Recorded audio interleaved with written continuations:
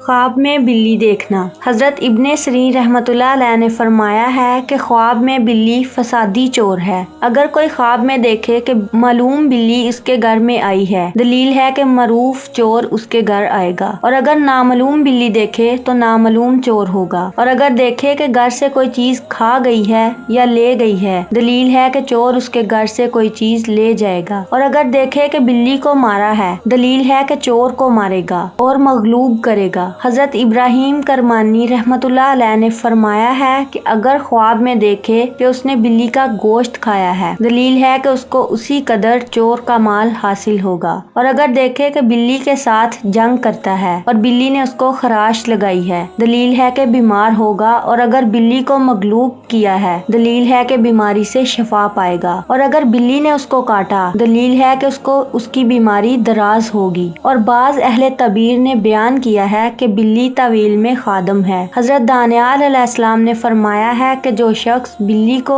خواب میں صبح کے پہلے حصے میں دیکھے گا، وہ 6 روز تک بیمار رہے گا، اور اگر غلام خواب میں دیکھے کہ اس نے بلی کا دودھ دھو کر پیا ہے، دلیل ہے کہ آزاد ہوگا، اور جس گھر سے وہ آزادی پائے گا کسی عورت سے شادی کرے گا، اور اگر زاد دیکھے کہ اس نے بلی کا دودھ پیا ہے، دلیل ہے کہ اس کی کسی سے لڑائی ہوگی۔ حضرت جعفر صادق علیہ السلام نے فرمایا ہے کہ خواب میں بلی 7 وجہ پر ہے: چور، چغل خور، نوکر، بیماری، مہربان عورت، حاسد، لڑائی اور جھگڑا۔